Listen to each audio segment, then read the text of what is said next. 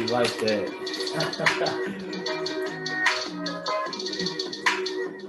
Woo!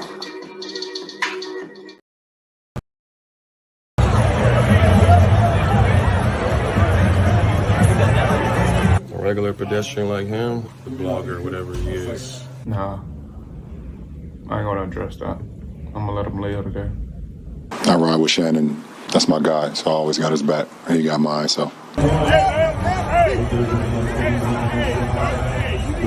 During the Lakers-Grizzlies matchup tonight, Shannon Sharpe and Dillon Brooks got into a heated argument where Steven Adams stepped up to defend his teammate, which Ja's dad T. Morant also decided to get involved, and Shannon Sharpe said they didn't want the smoke for real. They do all that talking and jockeying, and I ain't about that jockeying. It started with Dillon Brooks. I said he was too small to guard LeBron. He said, "F*** me." I said, "F*** you back." He started to come at me, and I said, "You don't want these problems." And then Ja came out of nowhere talking. He definitely didn't want these problems. Then Ja's dad T. Morant came, and he obviously didn't want no problems. But I wanted anything they had. Don't let these fools fool you now. And here's what Dillon Brooks had to say about that altercation. There was a report that he said he started the talk with you, saying that you're too small to guard LeBron, when you swore back at him. Is that what happened? Or what No, I was your told him he saying? missed the shot. That's all. You think it's appropriate for a fan to kind of go back and forth with you guys like that? A regular pedestrian like him, no. He shouldn't have never came back in the game. But it's LA. I ain't talking about that. You could ask him. He's the blogger, whatever he is. You know, I don't really care about all that. Next question. Now, with all that being said, there's no bad blood between Shannon and T. Morant as they showed love to each other and hugged it out after the game. And lastly, as the night came to an end, T. Morant had some fun trolling Anthony Davis and told him to stop ducking the smoke from the Grizzlies, and AD said, "What smoke?" while pointing at Ja.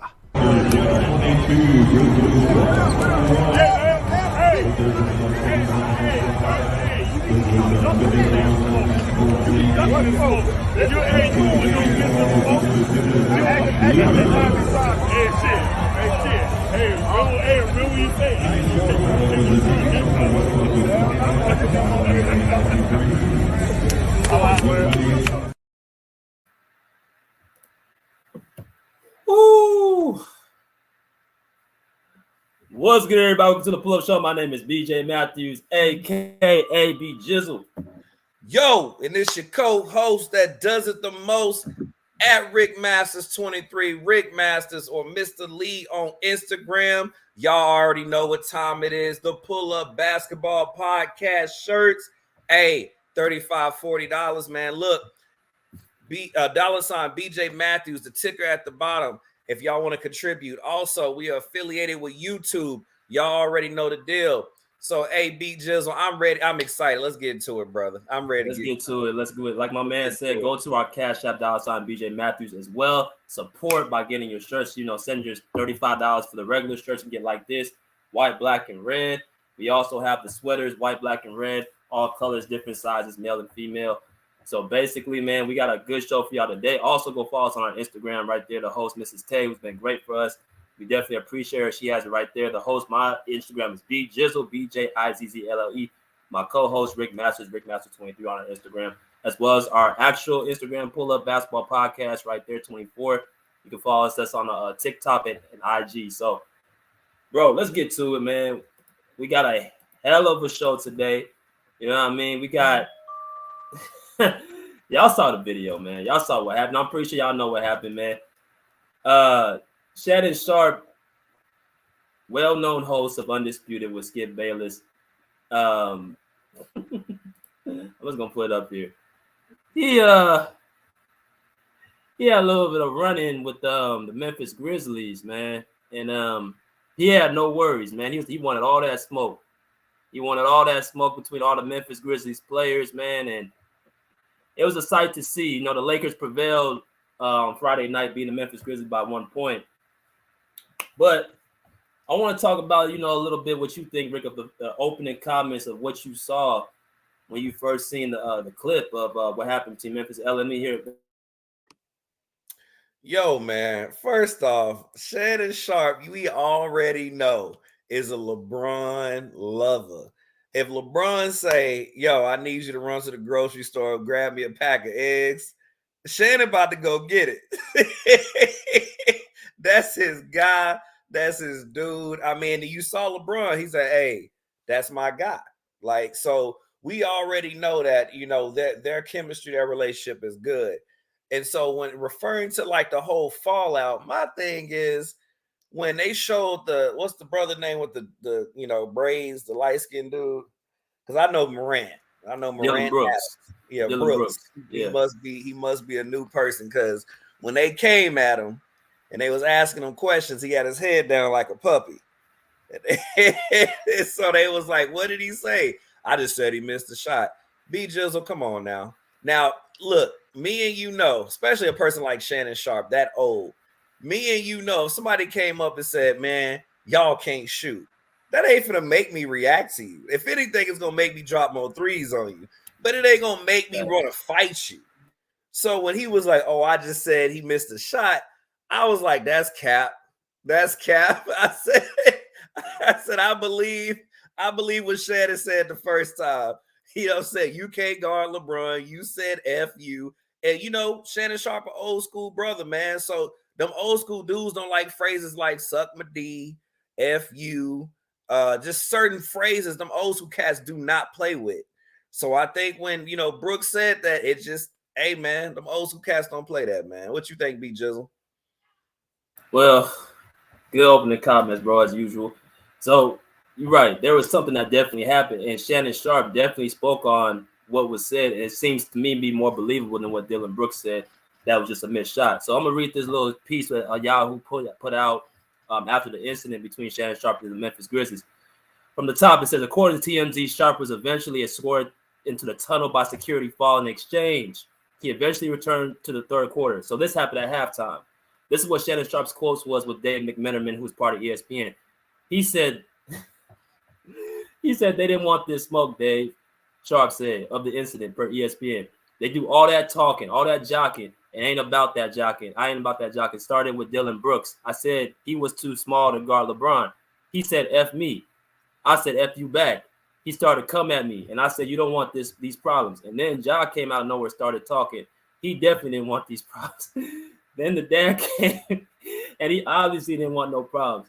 Grizzlies player Dylan Brooks shared his thoughts about the whole situation. Following a regular pedestrian like him, no, he should never have came back in the game. That's all I need to know. And what I saw, you know, body language, bro. Being on the court, we already know what body language is when it's offensive and you do something.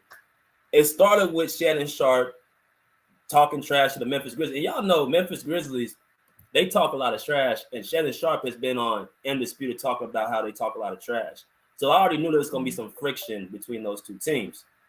And so Shannon Sharpe, being a trash talker himself, went at Dylan Brooks, said you can't guard LeBron. And then Dylan Brooks came with the FU. Because obviously it was probably true because you probably are too small for LeBron. LeBron's 6'8", 260. So it's probably true anyway. So whatever. So then that's when Shannon Sharpe said F you back. Then after that, after he said F you back, that's when everything prevailed. And then that's when Shannon Sharpe said, come say that to me. Like, at that point, all gloves were off. And my thing is, you could tell none of them really wanted no problems with him because you saw the Steven Adams dude, man, just run up. He ran up to him like, you know, he tried to like the person in front of him try to hold him back, but he ran all full speed and then he stopped. He stopped and paused, and Shannon Sharpe just looking at him like, basically like, what's up? Ja Morant standing behind Steven Adams. He don't want no smoke, and then all the other Grizzlies, like they were all like shook. I think Ja Morant went 9 for 29 in that game, bro. That man looked like every time the sight of Shannon Sharpe was shaking him.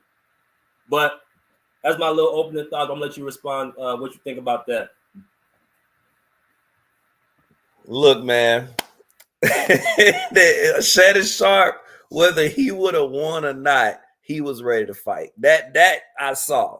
He was ready to go. He ain't care. He was like I like the way he broke that down. He was like, hey, Adams could have got it, Morant could have got it, the daddy could have got it. He like everybody can get it. And like the biggest thing I try to tell people, man, is like them old school, them OGs, like Uncle Sharpe, like that age group, you cannot say certain phrases to them. It's just a different world of respect, man. Like, you know, because when Brooks was like, I just said he missed a shot, I'm like, no. I'm like, because even in today's basketball era, that ain't gonna bother nobody. If you say you missed a shot or you can't shoot or you're garbage at shooting threes, we don't care. Like, so we already know people who actually played sports before the rules changing and the game getting, you know, easier to play. Like them dudes, you know, played some real ball back in Shannon's time. So it's like saying of you can't shoot or you can't handle the rock or you can't. If anything, that just makes a person go back in the lab and get better at what they do. That's not going to make them come at you and try to hurt you. So, you know, and then it's another thing I noticed about Brooks, right? I can tell what type of person he is. He going to sit up here and keep adding to talking about some, he must be some blogger. So you know who Shannon Sharpe is, talking about some blogger. And what's crazy is, man, he did that in the safety of the locker room. You know what I'm saying? He wouldn't be doing all that if he was out here, you know, when Shannon was right there on the other side. You see what I'm saying? He'll probably like, what's his name? Brooks reminds me of a person that acts right when somebody's around, but then when they leave, he be talking again. like that's who he reminds me of. It's like when Chris Tucker was on Friday talking about some, when Devo around, I'll be quiet. But when he leave, I'll be talking again.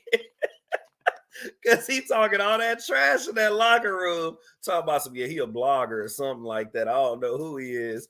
But then as soon as I'm trying to tell you, if Shannon Sharpe would have ran up in that locker room, he's like, oh, no, you are undisputed, man. I know, man, I was just playing. I was just joking. Like, he just looked like that type. And then I'm going to tell you another thing, B-Just, that I noticed. So, you know, when we were watching that video, I don't know if you saw the clip where John Morant's dad was talking to Anthony Davis, right? That he was doing this. I don't like that. Don't touch me on my chest. You know what I'm saying? Like, you can have a conversation with me. You can pat me on the shoulder one time. But this, like, last time I got did like this was from my own father. And I was younger. Yeah, this right here, that finger would have kind of got broke. Right. Go ahead, B Jizzle. Thanks. No, you right about that's a good point you made. And I want to also say this, bro. So somebody said Dillon Brooks is 6'7", 230. Bro, you remember Shannon Sharpe plays football different. Steven Adams is stronger than Dillon Brooks, and he don't smoke. So what you think Dillon Brooks was finna do to Shannon? Bro, Shannon Sharpe plays football and hurts people for a living. Come on, man. It's a different. I understand Dillon Brooks is 6'7", 230, but you saw his reaction after the whole situation happened. He didn't, and then he lied and said that, you know, it was just him saying he missed the shot, bro. Like, no, he called you out, and then you got shook. You didn't come over to the other side, and then that's all what happened, man. It's no big deal. You know, Shannon Sharpe is a big dude, and I don't think nobody really wants to deal with him in a physical fight. But, you know, Josh said something very interesting. Ja Morant said something too that I was kind of like, bro, you said what? He said that I'm not going to address it. Okay, you ain't going to address it. Cool. You took the high road. Cool. But then you said I'm going to let him live today. I'm like, Ja, I don't know what he thinks he's some type of gangster or something or what it is, but he up here talking about you going to let him live, bro. That's another phrase you don't say. Because you sure you didn't say that to him when he was right there in front of your bench and on your side. You stood behind Steven Adams. You didn't come up and confront him. Your daddy getting pushed away. He didn't want that issue because he was backing up as he was getting like. And then he comes walking to Shannon Sharpe after the fact trying to make up because you know you didn't want to have no more problems with Shannon Sharpe after that situation. I mean, it is what it is. Like I had an issue with Ja Morant saying that, you know, he's a good a good talent and.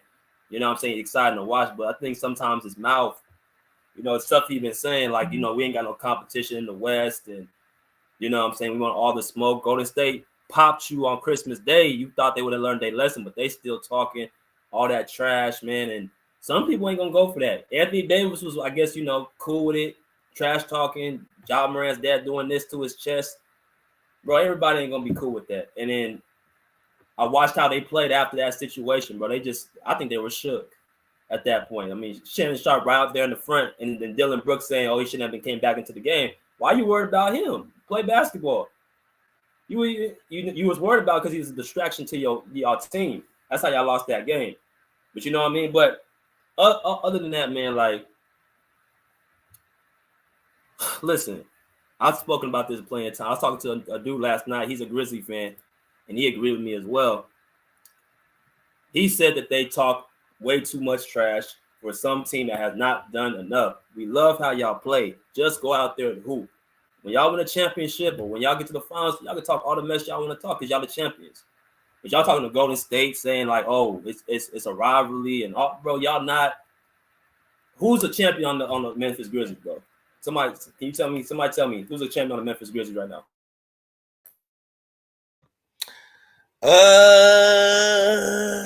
Hopes and dreams, and I think to myself, what a wonderful world. That's all I can think of. But man, look here. So let's look at some of these comments, man. Danny Wayne just subbed. Like how you guys are breaking it down. Hey, salute, Wayne, salute.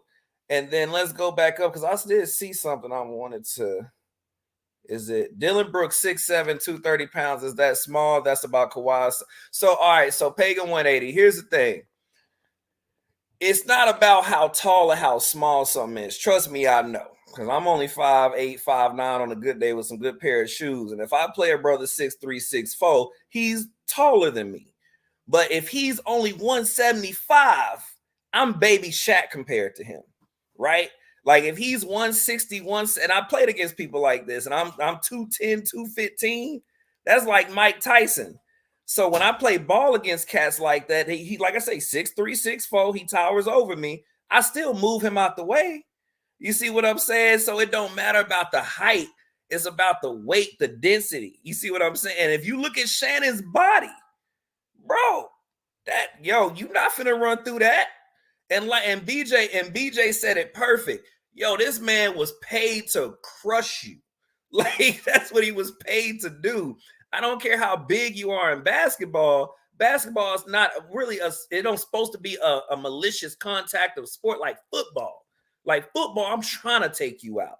It's like in basketball, you play defense and you try to get the ball, but you're not trying to murder the person. Now the bad boy Pistons did, but you're not trying to murder nobody on the basketball court. That's not the objective of the game, right? So now Steve Adams, now he probably could go one-on-one with Shannon Sharpe. He's pretty solid. But John Morant and Devin Brooks and the daddy, like, man, they better go. Matter of fact, it's like if they let him have at it, I really feel like he could take Devin Brooks, Morant, and the daddy all at once, to be honest, because that's how solid that dude is. Like, yo, look at Shannon Sharpe, dude. Look at Shannon. Like, look at them shoulders, y'all. No, brother, you're not finna run through that. That man eat weights for breakfast.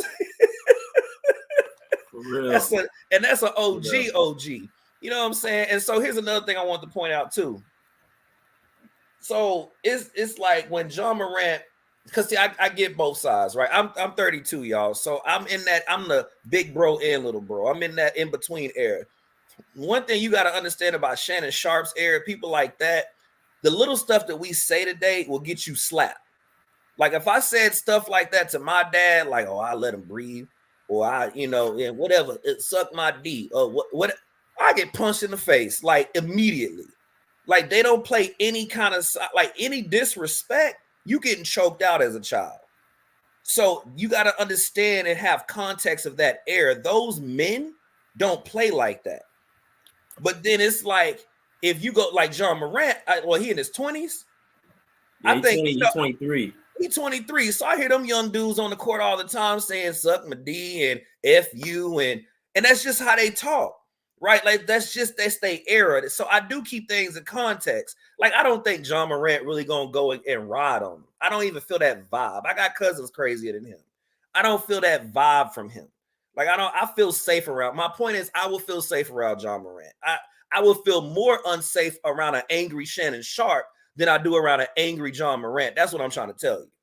Like, I don't feel any kind of killing, malicious, Tupac vibes from no John Morant. I'm sorry. I just don't feel. I'm not saying he can't do it. I just don't feel that energy. So even though he said, I'm going to let him lit, I think that was just more of him being playful, 23.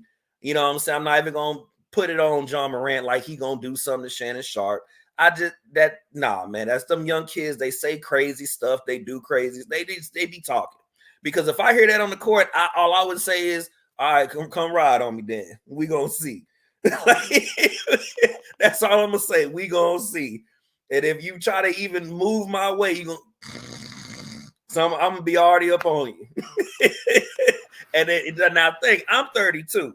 So imagine a brother like Shannon Sharpe from a world that's used to seeing stuff that was way more basically effed up than me, when racism was a lot stronger in his time. So he really don't play with folks. So you got to understand the context of how those older men think, because if it was something as simple as, like, oh, you can't shoot the ball, or you can't, again, man, come on, nobody finna be fazed by that, y'all. So we know that Devin Brooks said something to that brother to make him hot like that. And then on top of that, like I said, Devin Brooks, when they start questioning him, he just like, I'm looking at body language. He like, I just said LeBron missed a shot in. No, talk loud. Keep that same energy. Keep that same energy, bro. Like, one thing about us, man, I'm telling you right now, especially black people, I'm sorry. Keep that same energy, bro. Don't be sitting up there trying to put your head down and, oh man, I just told him he could shoot the ball, man. Now I'm gonna get on Shannon Sharpe, and I'm gonna get off this real quick and give it back to you, BJ. Shannon Sharpe didn't have to act like that. All right.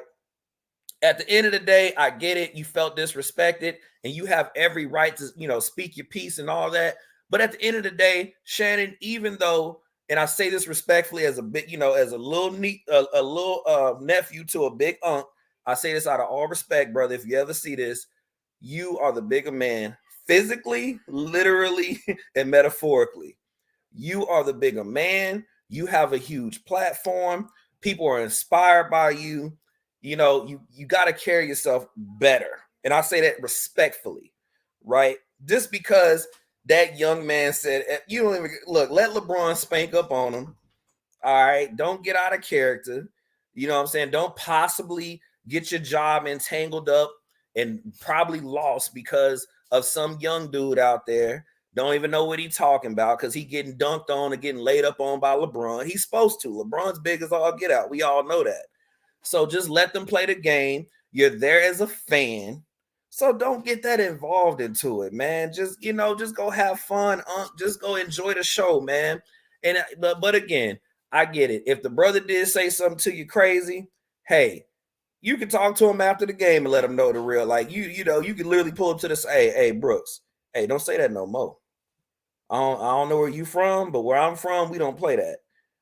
But to kind of slow the game down, and they got to call, and before people want to come and enjoy the show, right? So I say all that to say, Mr. Sharpe, hey, next time, man, hey, be the bigger man, brother. Be the bigger man. You inspire a lot of people out here. But that's all I got to say. Yeah, man, facts. And I think also I want to put this out too. I'm glad you point out errors because that does make a big difference what era you in.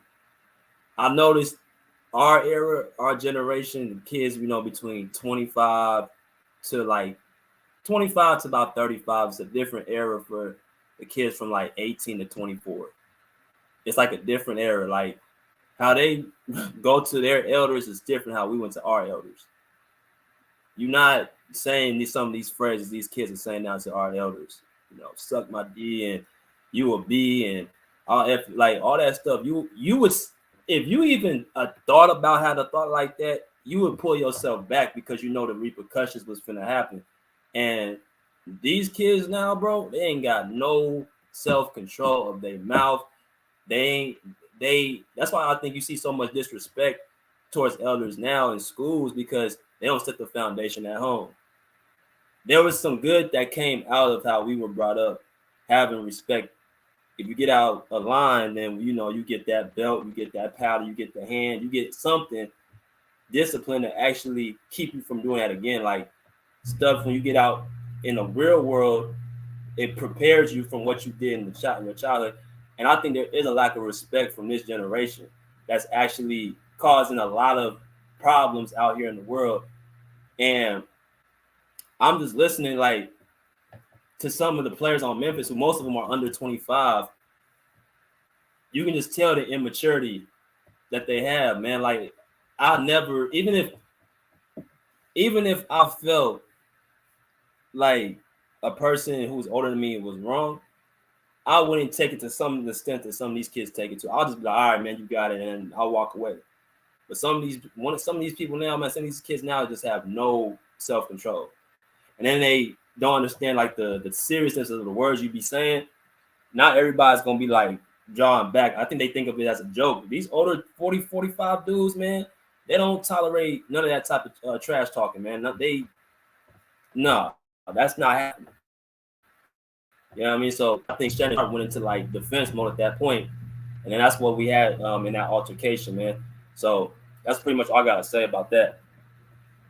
Bro, I'm gonna tell you how serious these old school brothers is. This is a true story. I was about 27, right? I'm playing ball. I told this older dude, he had to been in his 50s because he had like the gray hair. You can see it in his face, had to been in his 50s. And I told, he shot the ball, he hit like the other side of the goal. I'm like, man, you trash, right? And I literally had to break down to him what I meant by saying he was trash. He thought I meant like I called his whole being trash, like his life trash. I was just saying, like, he really got upset. The game, like he really stopped the game. He was like, "What you say, young man?" I said, "Whoa." I'm like, brother, I ain't trying to fight. I'm saying, like, you ain't got no game, you can't shoot. And he was like, "Oh, all right." Like he was ready to go. And I just said trash. So imagine if you say, suck my D or F you. Man, I probably got popped in the face that day without even realizing it. So it's just like that era, man, that they don't take any level, like any level of disrespect. And so, yeah, if you out there saying, F you and stuff like that to a brother that's in their 50s or 60s, hey, man, it's just a different time, man. Those men are real. I mean, we're big on respect too, but they were really big on respect in those days, man. So, when you out there on the court and you talking kind of crazy to them or sideways, you got to understand conjecture and like, lingo.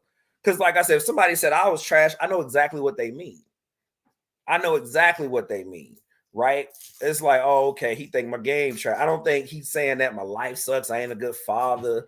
I'm not a productive citizen in America.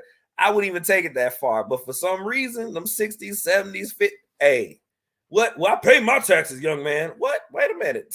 Slow down. I just said you couldn't shoot. Hold on, what's going on, bro? Oh, okay, I can't shoot. All right. I'm like, yeah, that's all I meant, brother. You ain't gotta give me the Donkey Kong knuckle punch. I'm just letting you know you can't shoot. Golly, it's about to get active out here. So yeah, man. Yeah, people like Shannon Sharpe and up. Nah, man, you gotta be very literal. Like, hey, brother, you cannot play basketball. You cannot shoot. All right, you're garbage. That's what I mean. Not, your kids ain't nothing. Your mom ain't. I ain't saying all that. I ain't saying that at all. But you got the link, man. People want to come in, say their thoughts of the situation. But Miss Tay said, go and support. You know what I'm saying? Cash App right there. You know what I'm saying? Support the host through our $, BJ Matthews, the Cash App. Follow us on IG. My co-host Rick Masters 23. Mine's Big Jizzle. And also you go into our show, the Pull Up Basketball Podcast, on IG and TikTok. So follow those 3 platforms and also show your love to the podcast with the Cash App. But going through these comments, bro. Any comments you see that you want to decipher?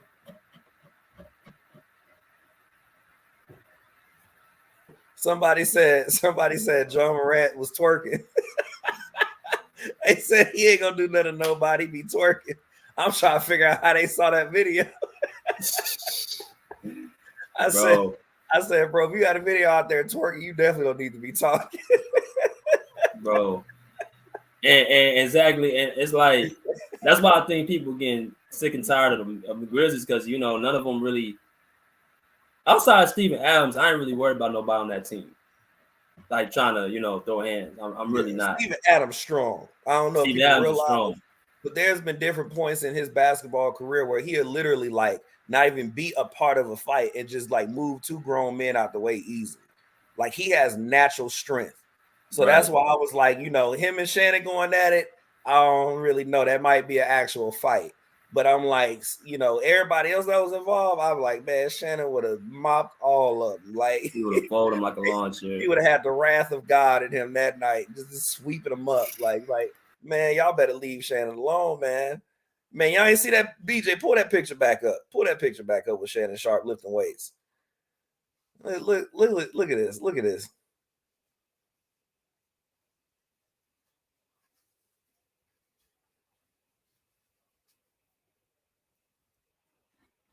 Let's see, BJ gonna pull it up here in a sec. I want y'all to take a good glance at what we dealing with here. Look at that. Just looking at them weights, I don't want no problems with Shannon.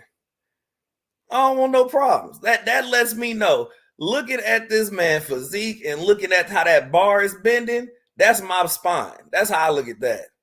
Like, look, Mr. Shannon, how you doing, sir? Like, I'm not finna fool with that. You know what I'm saying? In the words of my cousin, where the glizzy at? Because I'm not fighting. Hell no. I'm not fighting. Ain't no one-on-ones happening today. No. That's sick. So does Shannon look like he mad at me? I'll be like, sir, what I meant was, this is what I meant, sir. Hey. We got Bruce in the building. They would have had, look, if I was Devin Brooks in that interview, Mr. Masters, what did you say to Sharpe? I made a mistake. Mr. Sharpe, I'm so sorry. I'll be like, I think you do a fabulous job on Undisputed with Skip Bayless. I am sorry. I was just in the moment, sir. I did not mean any harm. Like, man, look, ain't nobody finna act hard around nobody like that. I ain't finna get I ain't finna play with that, man. Shit. Like, my bad, man. I didn't mean it, man. Go ahead. And look, ain't nobody gonna clown you because we understand. I'll be like, yeah, I would have said sorry too.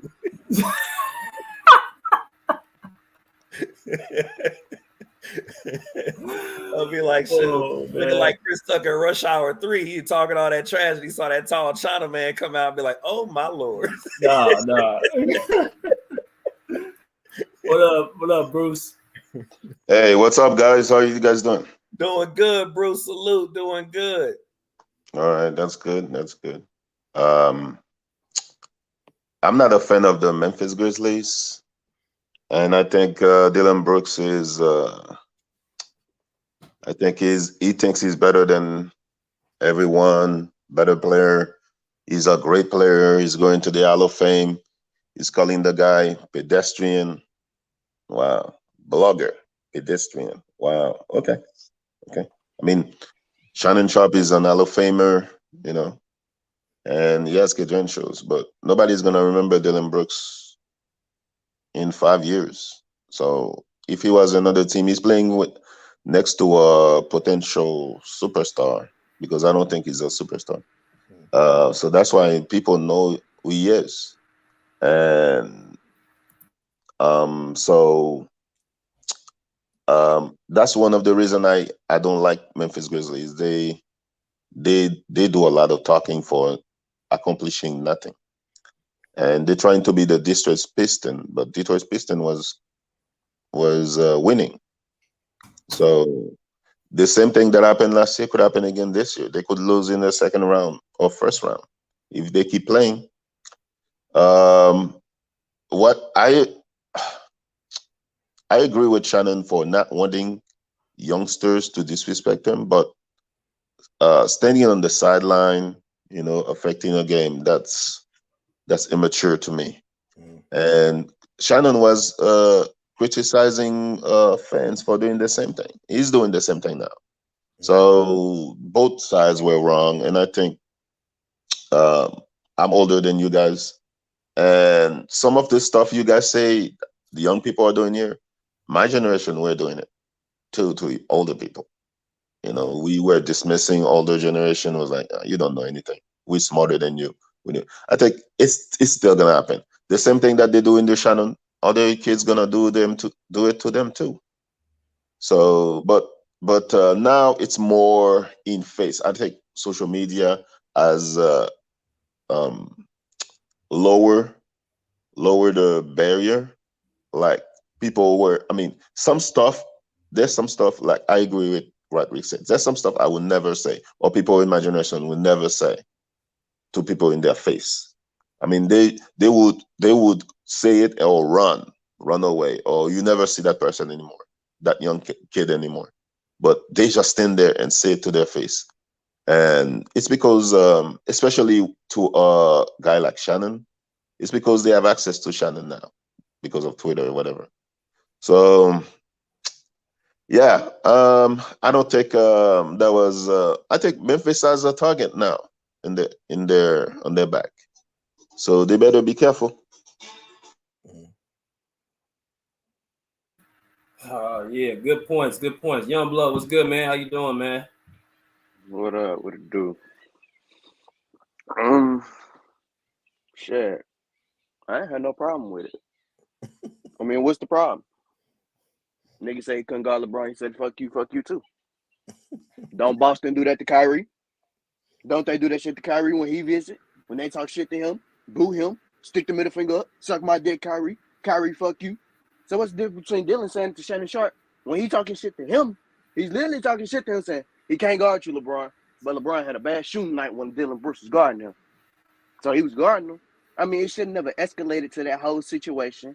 Ja Morant dad didn't have to get into the middle of it. Nobody had to get into the middle of it. All you had to do is just sit there and watch the game. You're a fan. You are a Hall of Famer, well-respected. I respect my elders. I'm 22. I've been known to respect my elders. I respect them. But you are a fan watching the game. Sit there and watch the game. If you're going to talk smack, talk smack. Dylan Brooks, you should have never said what you said. We know who Shannon Sharpe is, but it should have never escalated to that. And what people don't like about the Grizzlies is, yeah, they ain't accomplished shit, but you don't want to come off as a nice-ass nigga. I mean, think about it. Ja Morant instilled in them to have that mentality like, bro, don't fear nobody. Memphis never had that.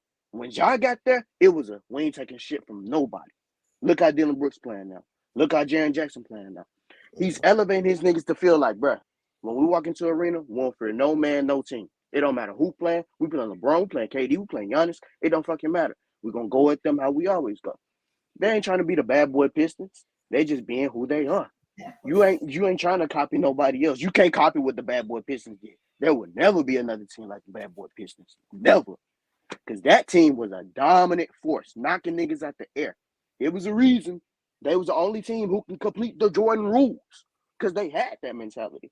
Memphis don't got that mentality, and they're not trying to recreate it. But also, I don't see what everybody beef with Memphis is. They one of the hottest, youngest teams. So what's the problem? What is there not to like? The only person you probably don't like is Dylan Brooks. Other than that, Ja Morant, sensational. They play team ball. They all there for each other. They have each other's backs. So shit, it's just like, why are we mad at one guy and say we don't like the Grizzlies when really they just being who they are? It's a crime to be who you are now? Like, to stand up to niggas now? Because back then, how the older generation, oh, these niggas too soft now. Oh, they too soft now. But once the Grizzlies start talking shit to LeBron, oh, they ain't got no respect for the elders. They don't respect Shannon Sharpe. They don't respect LeBron. Well, what you want it to be? You want it to be how the old days when they didn't respect nobody and like nobody? Or you want them to be buddy to buddy? Because when you on that court, there is no friend. There is no friend at all. It's you and your team. You're not going up to LeBron and be like, oh, good shot, LeBron. Hell no. You're going to keep talking that shit to him to try to get into his head and throw him off his focus. So, for me, it's like they don't know what they want to do. Older generation don't know what they want. First, they say it's all buddy. Oh, they weren't like that in the 90s. Jordan and Isaiah still ain't talking. Well, shit, it's a reason why. Because that was a rivalry. When you look at LeBron, who's LeBron rival? LeBron's rival. You don't have that now. So the Grizzlies are trying to bring that emphasis like, all right, if nobody else going to talk shit, we going to do it. Because they're not scared of nobody. And they got that mentality. So shit, I don't see nothing wrong with it. It's just like with the Suns last year. Yeah, the Suns were smelling their ass. But shit, we knew Chris Paul wasn't the same. The only person who had to shut down was Devin Booker. But shit, this is a different team from the Suns, from them talking shit and from the Grizzlies talking shit. Like, I don't see what the problem was with the whole situation. Yeah. Okay. You want to go first, Rick? So, I think we, in a sense, we're all saying the same thing, just in different ways. My thing is, I don't ultimately have an issue with anything. I just think looking from both sides, I think Shannon, should have just sat down. He was just a person at the game. And then I think far as anything happening on the court should just stay on the court, ultimately. So, again, LeBron's a grown man. If somebody talking to LeBron, I think LeBron can handle it. 6'8", 6'9", big as he is, he can handle it. Plus, I like upset LeBron because upset LeBron ain't too much you can do no way when he gets mad. So it's like, anything that happens on the court, just let it stay on the court. But again, we have seen that, that's Shannon Sharpe's, that's his guy. You know what I mean? That's his dude. And that's okay because other people feel just like Shannon. Other fans feel like Shannon Sharpe. But other fans are not on Undisputed and is a Hall of Famer, right? So that's why I was telling Shannon Sharpe respectfully, hey, man, just go ahead, go to the game, have a good time, be the bigger person. And just enjoy the game, man. Because at the end of the day, that teams are gonna talk to LeBron. Teams are going they facing each other.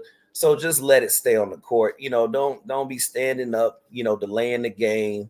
Just let people play ball, man. So I think honestly, ultimately, we kind of all saying the same thing in our own way. But yes, man, I like what everybody is saying on the panel right now. That's all I got to say. All right, so Oaktown, what's good, big dog? How you doing, man? Hey, what's up, y'all? Salute. What you got? Yeah, that was me. Yeah, that damn gritty John Morant looked like twerking, man. I'm just old school. I don't all that ass shaking by dudes I see nowadays. I just don't come from that, man. Sorry, dude. I can't take you serious. Like if you talking and I see you doing that, I can't take you serious, man. That ain't tough to me, but I don't know, Hey. But anyway, like I think the big problem people have with the Grizzlies is that there's nothing wrong with the trash talking, but they walk around like they've accomplished what other people have already accomplished. So it's not so much trash talking on the court because most people doing it, even the guys that we think are so innocent, because Steph do his trash talking. People don't understand that. Steph, he got the light eyes and the smile and all that, and he the golden boy of the league. But Steph low key be trashing people. He talk a lot. So that's not the problem. The problem is when you saying you're not worried about nobody in the West. Boston is the only problem for you. Like they've only got one victory in the playoffs in the last 3-4 years with this current group of Grizzlies. So, and they barely beat Minnesota. If Minnesota wasn't so ignorant, they would have lost to them. So I think the problem is the Grizzlies got this kind of attitude where they've accomplished more than they have. And so people ain't really taking them serious until like, hey, look, before you talk that kind of talk, you need to do more. I think that's the only problem. And then, Bruce had mentioned something about them trying to be like the bad boy Pistons. They do kind of have that swag where they that tough. But when you look at them, it's like, are you really that tough? I think it's just a matter of having your card pulled. Let's just be honest. They don't look like what they claim they are. And people ain't going to take that serious. And like I said, I'm sorry, man. If I see you doing a reverse twerk every damn 10 minutes, I'm laughing. I'm like, what the hell is that? I'm sorry, man. I'm just old school. That just, I can't take you serious, man. That's all it is for me, though. But I don't have a problem with them having the bravado because you do need it on the court if that's who you are. But just understand, if this is your personality, it's going to be a response to it. So, you can't dish it out and not take it. That's how I look at it. I've watched basketball in the 90s, late 80s. I've seen people trash talk. But the way that the Grizz does the trash talk is, it's like they won championships. It's like they're dismissing other teams like, oh, man, you're nothing. You're nothing. I saw Ja Morant in the first quarter in the playoff start dancing after his team is doing the gritty. The first quarter, there's like 10 minutes left, and he's doing the gritty on the court. Why? Why? Do they respect the game? Or they're trying to manufacture a swagger? Just let it come naturally, man. You don't have to try to dismiss other team, other players. You can trash talk. I think it's fun in basketball. You can trash talk, but the trash talk is trash. The trash talk is trash, man. I could enjoy Memphis Grizzlies, but I don't want to see those antics. I'm not a LeBron James fan, but the way that they were talking to that brother a couple years ago or last year, that was crazy, bro. Desmond Bain, why has Desmond Bain done? Really? Ja Morant? Come on, man. Dylan Brooks. That's why Klay Thompson was walking him when he fell on the floor. He was walking with him, right? Because he's like, oh, I'm gonna shut down Klay Thompson, man. I can shut down. They old now. Anyway. I mean, all good points. I appreciate it. So I was gonna say this. Basically, I loved how Ja Morant. He wasn't like this a few years ago. Like 2-3 years ago when he came to the league, he was actually pretty quiet. He was like that. He was like that. Memphis was just not good at the time. He was he wasn't talking. I was watching him. Trust me, I was watching him. He wasn't talking. He wasn't talking like the degree he's talking now. The same time, at this point, he's not. The way he's talking right now is not what he was his rookie year or his second year. My thing is, and I think everybody was basically saying with the Grizzlies, I'm glad you brought up Phoenix too, because look how they looked. When you talk that much trash and you fall on your face, you look really, really foolish. And my thing with the Grizzlies is, we don't have an issue with you talking trash, but the reason why people look at you sideways is like, who is this nigga? Because it's like, you ain't on that level. If Steph Curry, he talks trash, I mean, we can understand because he actually won. Like Rick, you can attest to this. How many times we run into people on the court and they playing pickup or they champion on a high school team or whatever, and they on the court, they'll talk trash. It's like, all right, you got it because you already accomplished. Nobody really has a problem with it.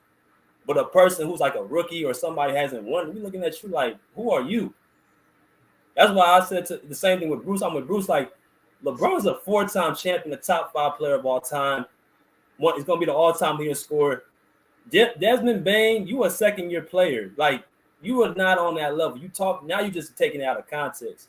That's why your trash talking is what Bruce said is trash. And I think certain people ain't gonna go for that. And then when you saw Shannon Sharpe, what Oaktown said, pull their card, you saw them fall back. And that's why Dylan Brooks didn't want him at that court side, because you can tell the Grizzlies, they game went down after that second half. They shouldn't have even lost to the Lakers that game.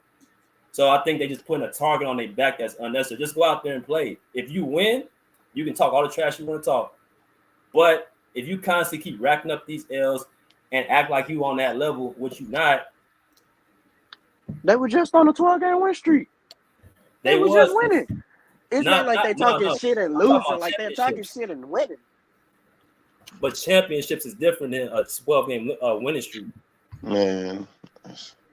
Hey, but you gotta win. What did Josh said he ain't worried about nobody in the West.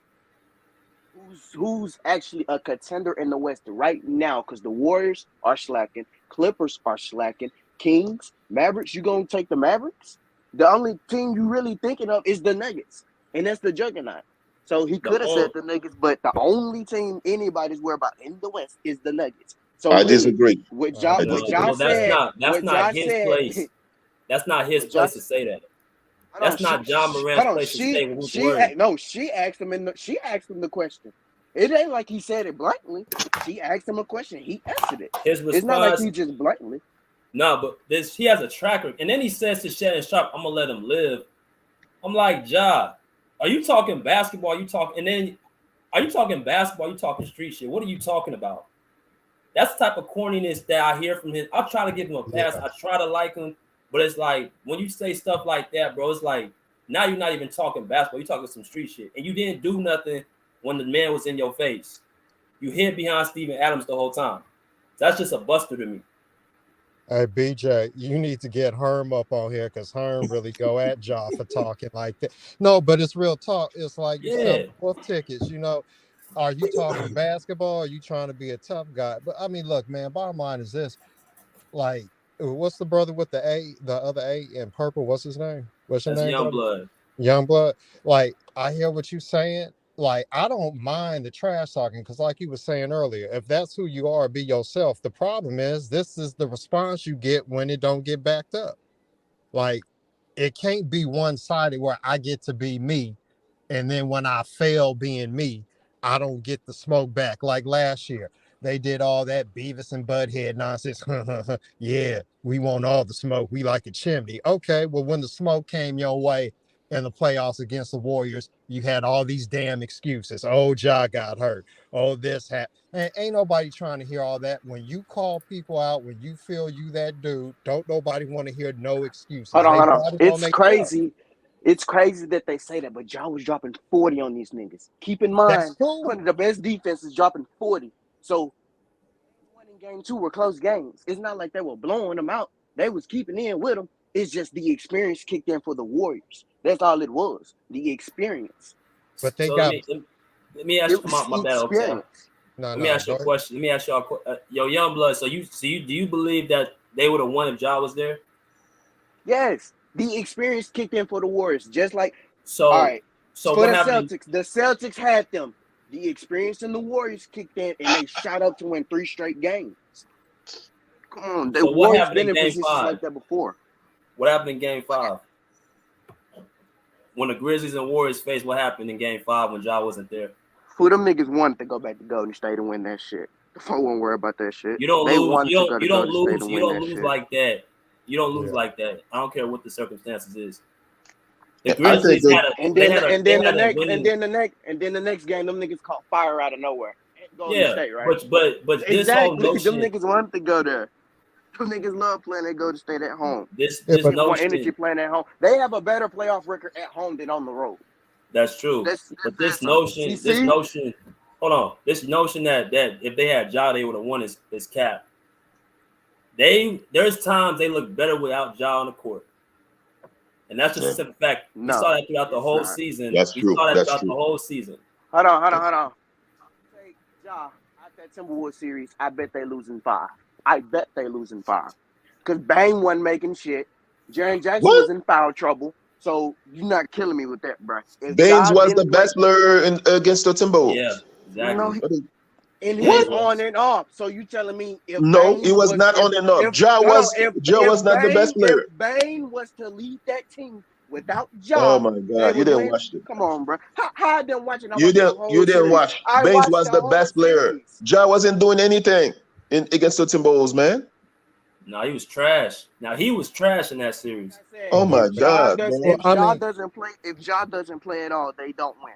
Come on, Man, bro. come on, man, man. Why not? Come on now. look, if Come on now. Minnesota wasn't more ignorant than Memphis, they would have won. That's the problem. You had two Yes, stupid, ignorant teams, and exactly. Minnesota was more ignorant. If they wasn't as ignorant, they would have won because they had that game. They had that one game they blew that 26-point lead.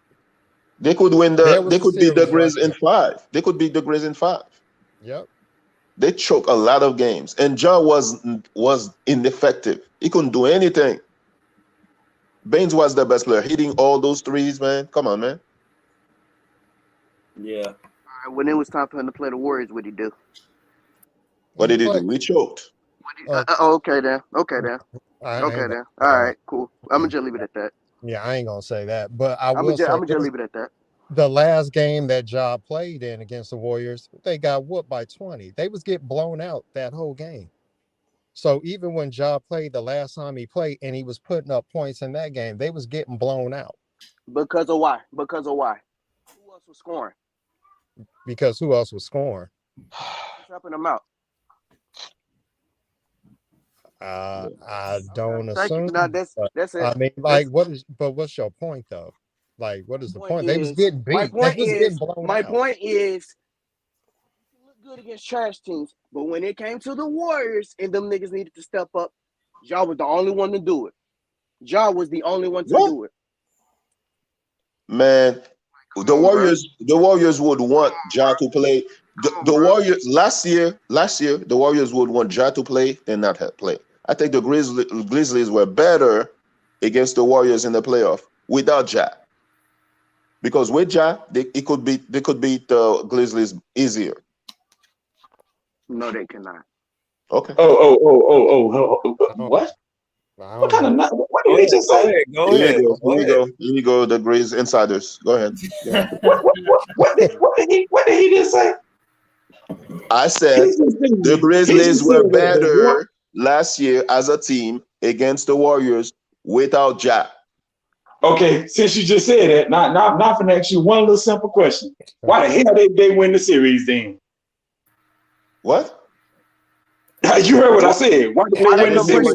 Why they come push to 7 without him there? Why didn't they win the series? If they better without Ja, why didn't they win that series? That's what I said.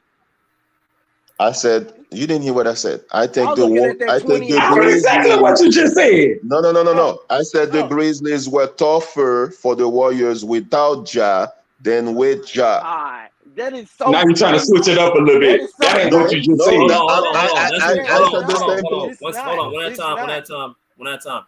So I'm gonna let Mingle Jester go and then Sturdy. But that's what he said. He said that the Grizzlies they had a better team without Ja than with him. That's what he did. That's what Bruce did say. Even if he did say that, why didn't they win the series? They're a better team without Ja. They weren't going to win anyway, man. They weren't going to win that series. Team without AD? Yeah, I don't think so. The Lakers is not a better team without AD. That's a lie. The Celtics a better team without Judge Davis? That's not the same thing. Average still the same without Luka? That's not the same thing. The Bucks the same without Giannis? No. All right, but without Ja, the Grizzlies are better. Okay. Y'all look at that 20-2 record and be like, oh, they can still do the same shit. Okay, cool. But when the playoffs hit and you don't have that nigga that can go get you a bucket, it's a whole different story. And y'all know that. Y'all are hoopers. All of y'all hoop. In a 7-game series, it is looked at perfectly different at what we want to do with you. If we want to make Desmond Bane a one-on-one player, cool. We'll live with that. Let him do that shit. If Ja want to be a one-on-one player, we can't allow that because we know when he gets to that rim, it's either an one or it's a phenomenal finish at the rim. You are playing the Grizzlies a totally different. You are playing the Grizzlies a totally different team with Ja and without him. Yeah, I ain't gonna cut that, bro. Come on, man. Come on. I ain't gonna never say in the playoffs. Having Ja is better. I'm not gonna say that. Yeah, man. You really gonna sit there and say that? Yes, I said that, and I'll repeat it. Let them post play a 7. Let them play a 7-game series. Hey, Sturdy, go ahead and get your take, Sturdy. Go ahead, Sturdy. I'm gonna let Sturdy take my. Go ahead, Sturdy. What? Take it from the top or what? Yeah, do whatever you want to do. Yeah, but whatever you want to do. Well, I think everything that transpired between Shannon Sharpe and the Grizzlies is good marketing. Phenomenal marketing. What it does is bringing attention to the game. It's bringing attention also to the Grizzlies up and coming rising. Since Ja made that quote unquote trash talking comment, whatever, the Grizzlies been only lost 3 games. I think they're 15-3 since he said that. And that loss they did to the Lakers, which literally came down to the last second, that was their only loss this calendar year. So it seems like he's backing it up. So that's one. Number 2, the Grizzlies as a team, the number 1 defense in the league right now, one of the best rebounding teams in the league right now. And every single year they have gotten better. Every single year they have a higher seed or do better in the playoffs. So why not? It would be to assume that they are a threat in the Western Conference. Defense translating to playoffs. Rebounding definitely translating to playoffs. And even though they're not one of the league's most elite shooting teams, they're still decent enough to get a job done.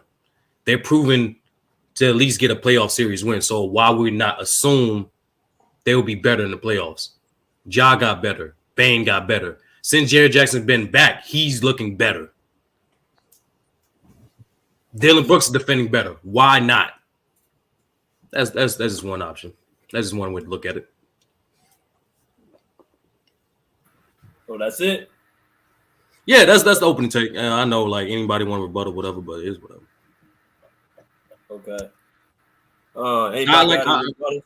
My fault. I'll see if this guy. I didn't say this on this platform. I realized.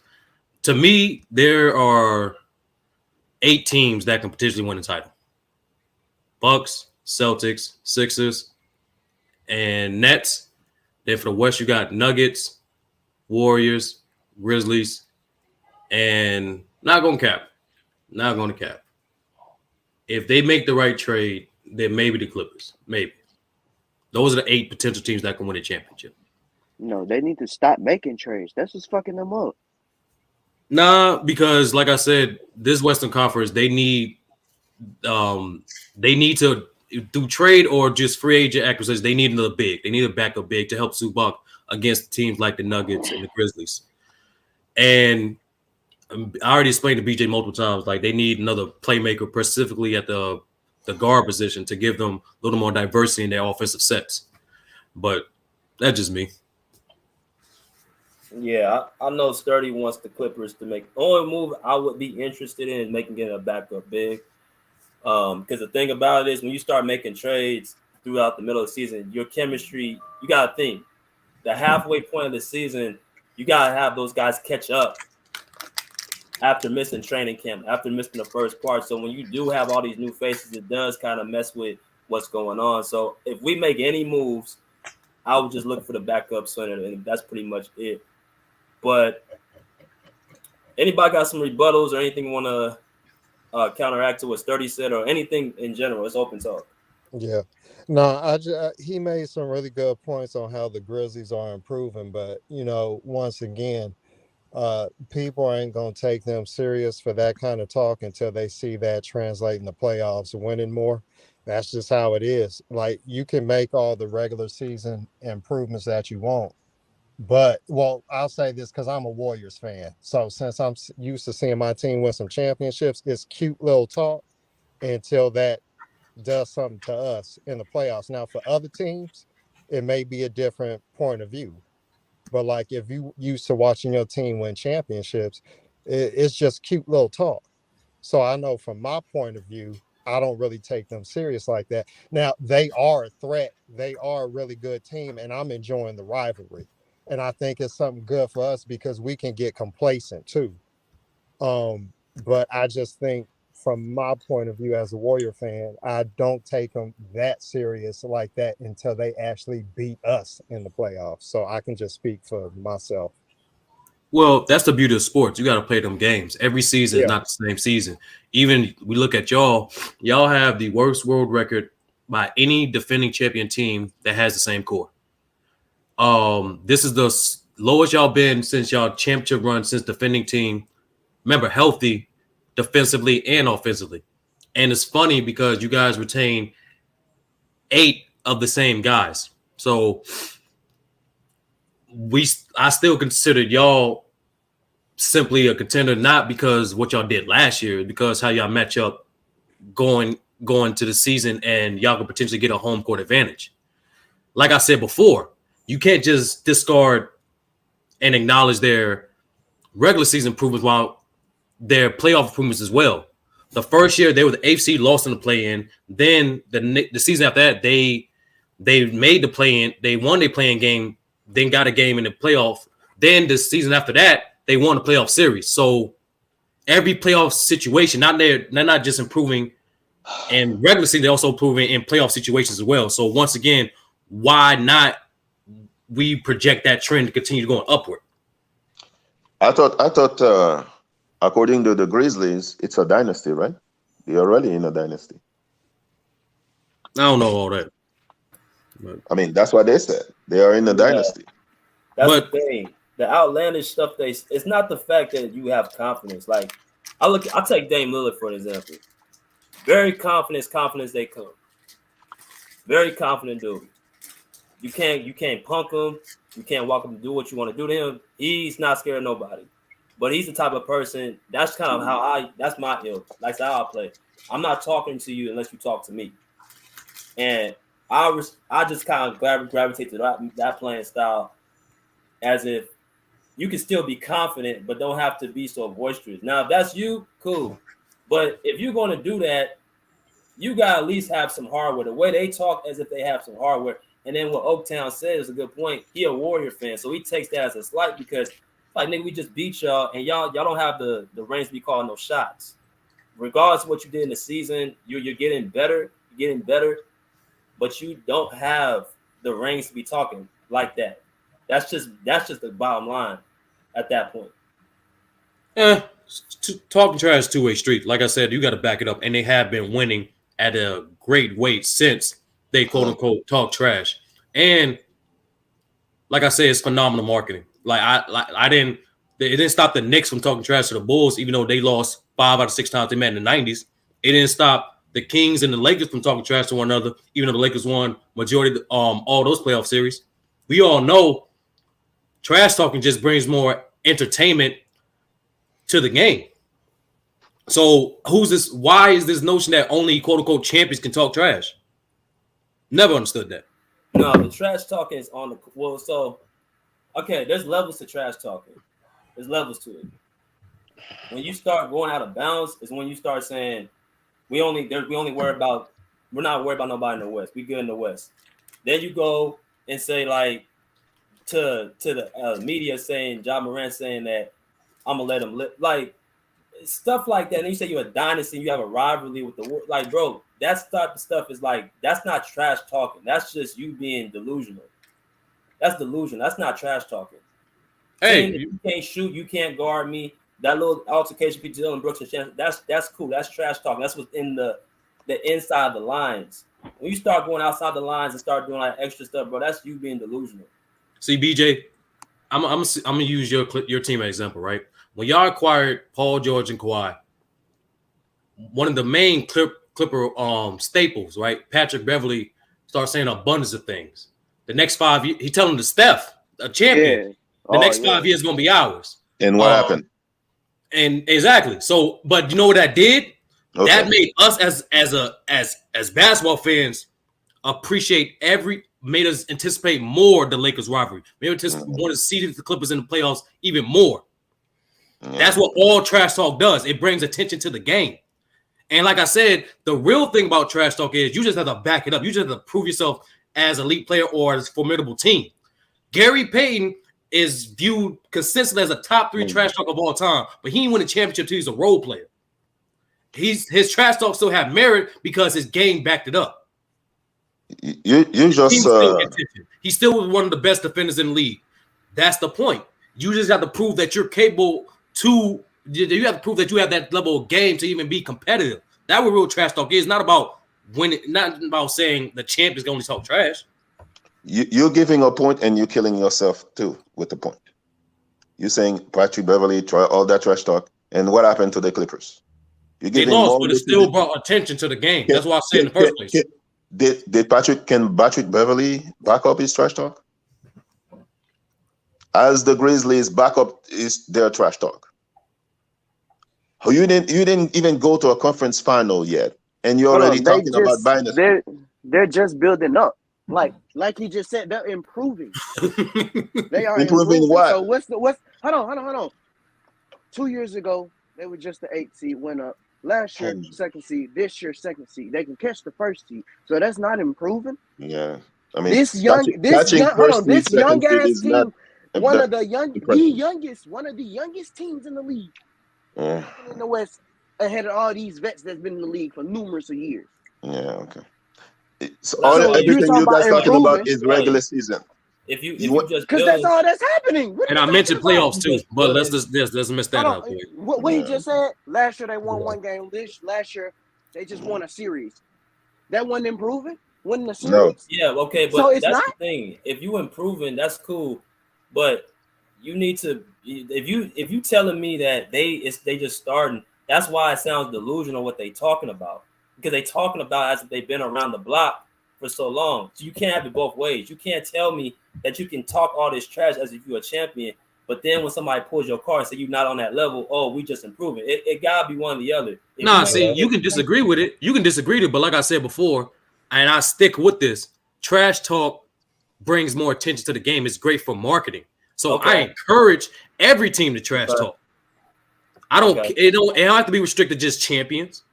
But do you agree with some of the stuff that's said off the court that Job be talking about and how? No, do you agree? I don't like I said. You can disagree with it, but I understand what it has effect on the game and the business of basketball too.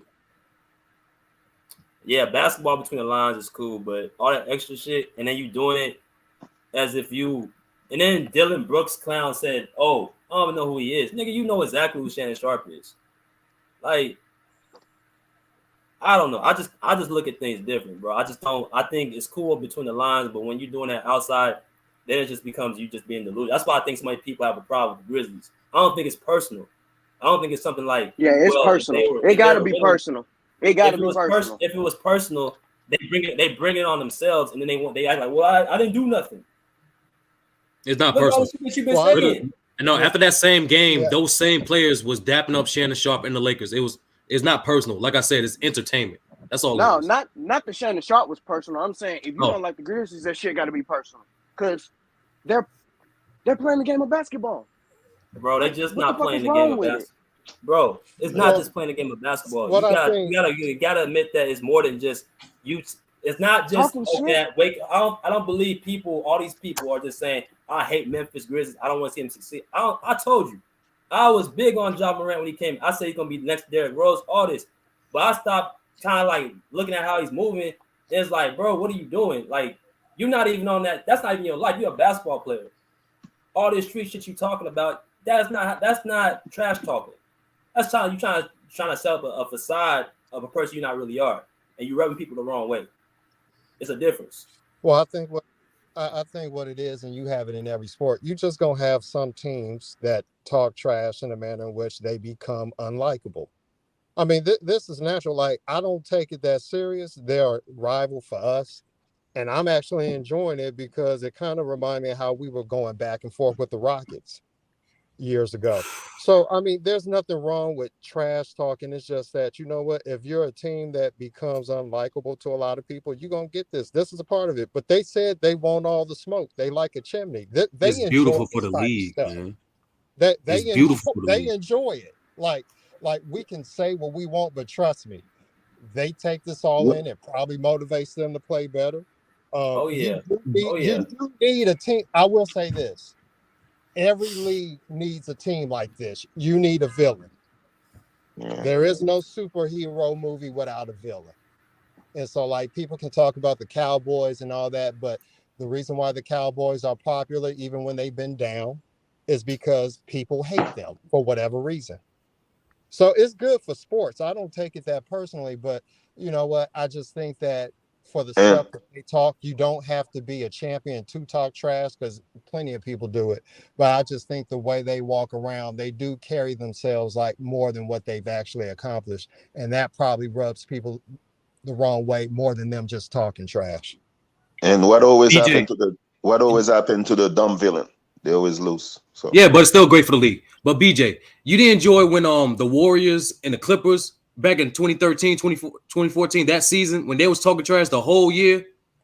Before the Warriors started taking off, remember the Clippers they had to go through them first.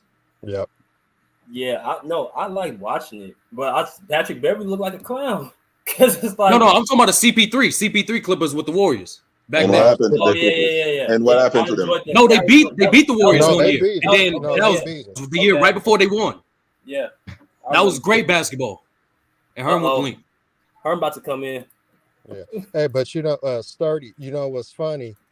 That trash talking that Lob City did was good for us, because after they beat us in 2014, I think we went on to win like 11 or 12 straight games against them, and we were blowing them out. So sometimes the trash talking could be good.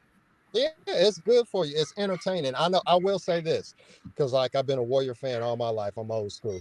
The Warriors were irrelevant. The Clippers were made fun of. That was the first time that the Warriors and Clippers actually really became relevant in the NBA like that, because they were bad franchises for a minute. And so it was kind of cool to be a part of that rivalry, because we never had nothing like that. We had the We Believe team. We had the year Chris Webber was a rookie. We went to the playoffs, didn't make it for a while. We had Run TMC. That was pretty much it. So that did kind of bring some juice and motivation to the organization. And you could see it when we played the Clippers after losing to them in that first round. You could see we really wanted to beat them. Like, that game was more personal than any other game that we played.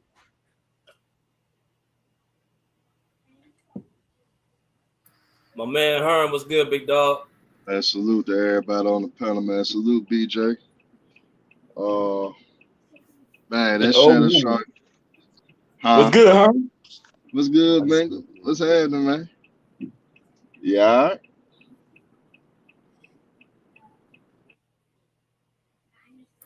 You good, Herm? Go ahead. Man, just my thing with this, with the Grizzlies, we lose focus so easily. We a great team, but we at our best, nobody can deal with us. But with us, we let little shit like this easily distract us, easily take us away from the moment. We got everything we need. It just our mentality, just our matureness as a team, we don't have that yet. And hopefully, my hope for, because you can't get that shit overnight. So my hope is that Danny Green start playing. My hope is that Danny Green can bring that stability that we need, because we need another veteran other than Steven Adams on our roster. That Shannon Sharpe shit, a veteran team, they would have laughed at it, they would have entertained it, but at the same time, they would have kept their composure, and they would not have took their focus on the task at hand. We easily should have won that game when we were playing the Lakers and won by 20 points. That should have been a blowout. We started coasting. We thought it was so easy because we were bullying them that shit, we were just coasting throughout that game. And I knew after the third quarter when the Lakers kind of cut the lead down, I said, oh shit, this game finna come down to the wire, because we really should have been up 20. And that's because of our focus. That's because of the lack of maturity that we got on our team. That Shannon Sharpe shit, that was an antic. You know, at the end of the day on Shannon Sharpe that's part of what the media does nowadays. That shit not surprising. He pledged allegiance to LeBron, and then you see what's going on. LeBron co-signed with Shea. So that's part of a mental thing. Now we gonna see a big motherfucker circus when the Grizzlies play the Lakers again next month on the 28th. It's gonna be a fucking circus in Memphis. I won't be surprised Shannon Sharpe come to Memphis. You know, they're gonna make it into a little rivalry. And don't be surprised. Now, when I'm looking at it now, the Lakers may make the playoffs, and they may be the first round matchup. Grizzlies versus Lakers. Now I'll watch that. And Lakers will win. Well, all you gotta do is put your money up there. That's all you gotta do. I know how to shut motherfuckers up. Just put your money up. You really that confident? I'll put 50 cents on the Grizzlies to win. Bruce, stop being an asshole, man. Hey, why you gotta be an asshole all the time? That's how you got to counter out them, Bruce. That's how you got to slip that jab and then come over the top. That's how you got to do it. Yeah, Bruce, I'm trying to get you to shut your ass up, because I was like, shit, you believe in the Lakers, put your money on. Cause I'm the only person I ever lost the bet to on YouTube was Showtime, and that because I was being dumb.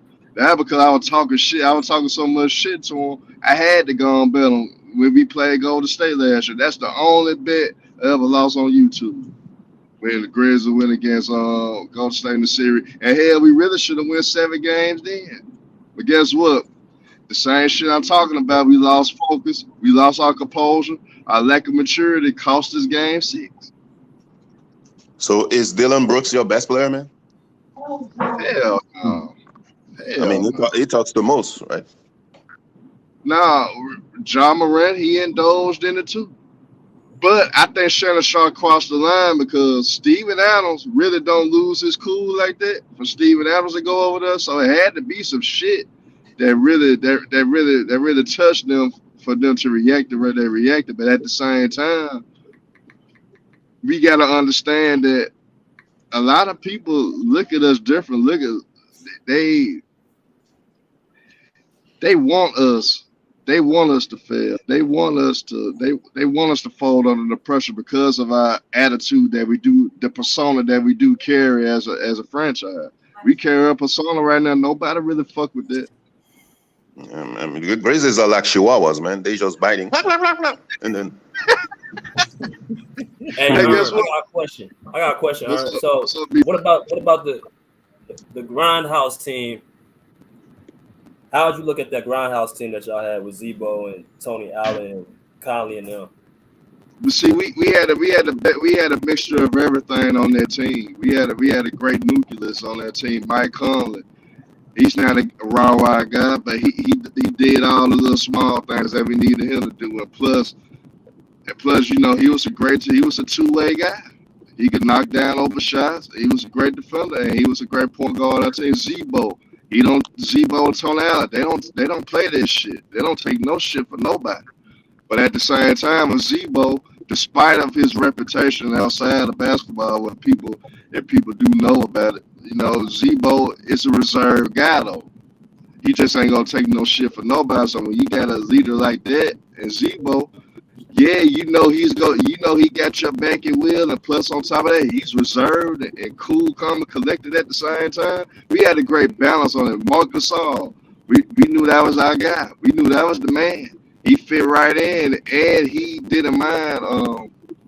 He didn't mind listening to the Zebos of the world, to the Tony Allens of the world. He didn't mind that as talented as he was at that time. We had a great balance of everything on that team, man. So listen to you talk. So listen to you talk right there. So you think that team with Zebo on it is better than that team now with John Morant and Jared Jackson Jr. and all these guys now?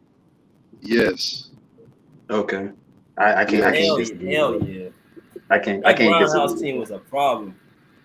I hate it. They beat my team. I hate it. Really, with the Grindhouse team, the only thing we were missing one guy, a wing. We were missing a shooting guard or a small forward that could just go and get us everything we want when we need. Rudy Gay was supposed to be that guy, but they traded him there. Yeah, but Rudy Gay.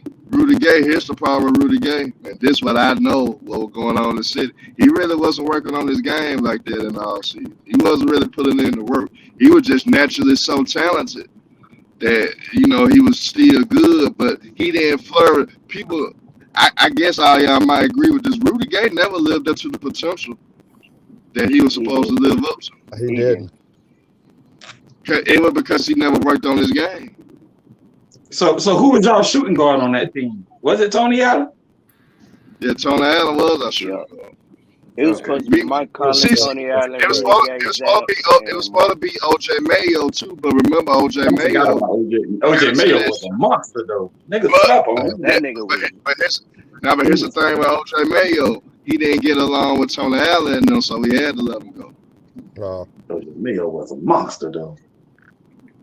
We had to let him go after Tony Allen whooped his ass. Yeah. Hey, Herb, it's funny because I remember them Grindhouse teams. They were actually tough to me. See, that type of team, I would be a little wary of because they had the size and toughness. And like you said, like Zebo, he didn't really, like Zebo was calm and collect, like you said, but I don't want to mess with this dude if I don't have to. Like to me, they had a presence that you took serious more than this current Grizzlies team. And I'm gonna tell you, like when we beat y'all in the second round that year, I think that's what got us over the hump because we could not beat y'all in the regular season. Y'all was too big and physical for us, and y'all used to push us around. But like y'all, that second round, I think that's what got us over the hump to believe that we could really go further because we just could not beat you as a physical team. But like that Memphis team, I respected that team more, even though they didn't win championships, but they had a presence. They looked tough, they acted it, and they didn't have to like prove it. They just did it. We were This just one Grizzlies piece team, away. to We were me, they just just one try. piece It's away. almost like trying to prove. Yeah. Yep. Yeah, and I'll actually add it now. We one piece away now because I think with John Morant, he still got some holes in his game that he got to touch on if he want to take it to the next level himself. He got to create that in between game because he gonna fuck around and get hurt for real one of these days. So he got to be more consistent with that in between game.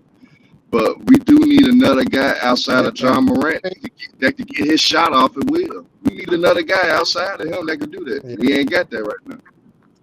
Can Ja Morant go to the In right? my opinion, Yes, he can. Yeah, I've never seen it. He can go with both hands. He just his left arm longer than his right. So that's everybody. But that's everybody. But Herm, you don't think Herb Jones can feel that? You know, whatever. For Ja No, Morant. but why would the Pelicans get rid of Herb Jones? Why would the Pelicans? Because first of all, they don't be playing him like that. Nah, but CJ McCollum went over there and took over. Nah, but Herb Jones been hurt. But Herb Jones is a guy that you need in playoff series. Like you play against the Golden State Warriors, you can put them on a mission. And Herb Jones' mission would be, man, look, we need you to cause problems for Steph Curry. We need you to lock this guy down, that guy down. That's when you need Herb Jones. You don't really need Herb Jones in the regular season. Let him get all the way healthy. You know the Pelicans been having health problems the whole damn season. So let them guys get healthy. And why trade away anything? Man, the Pelicans, hell, they may go to the goddamn finals this year. They may go this year. And they still not fully hit that potential at all. I don't see them beating the Nuggets, but I have seen crazy things. So they'll beat the Nuggets. Valanciunas and Zion gonna cause problems for Jokic. No, Jokic. But who gonna stop Jokic though? For them. But who gonna stop Jokic though? Zion don't play defense. I think y'all. You know, Valanciunas is not standing in front of Jokic all game. Yeah, what you about to say? Oh, I actually think y'all should upgrade Dylan Brooks, though. That's what y'all should do. Upgrade Dylan Brooks. I mean, yeah. We been wanting to do that, but shit, it's kind of hard. We gonna have the money, but we gotta I gotta look at the free agent class to see who we can go after. But yeah, we know we need to, because Dylan Brooks, his IQ, he got one of the lowest IQs in basketball. I take OG Anunoby. If we could get him, I'd take OG. Nah. Toronto not giving him up. They're not giving him. They is for the right price. No, they won't. I bet they won't. They will for the right price. They not. We got picks. That's the thing. We got young players who they probably gonna want. Yeah, we got everything you need. Yeah, they'll take it for the right price. I don't believe so. Shit, who thought DeMar DeRozan was getting traded that season? Man, DeMar DeRozan ain't hitting. Exactly. When that trade happened, you was like, "What the fuck?" You need no. I wasn't, because DeMar DeRozan ain't really that good of a player to me. They'll do it. Toronto people don't want Dylan Brooks, man. It's not about what they want. Shit, they ain't winning anyway. So what they got to lose? Do you think y'all miss slow mo?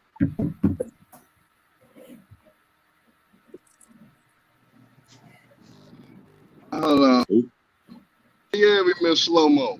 Yeah, we miss slow mo. We miss Milton too. We miss Milton too. Look what the Anthony Milton been doing for Milton.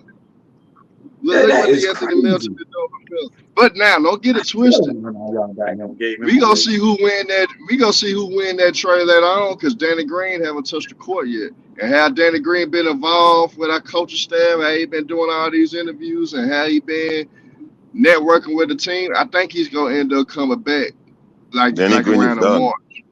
Danny Green is done. But Danny Green is a veteran presence. That motherfucker still can shoot. and he can play deep, and Ask he the got one of Lakers. the highest IQs. Ask the Lakers about Danny Green. Yeah, but Danny Green. What you Danny mean? The Green last time Exactly. The last time Danny Green was on the Lakers, they won a championship. What are you saying? Really? The last time Lakers he was on the Lakers, they won a championship? You sure? 2020.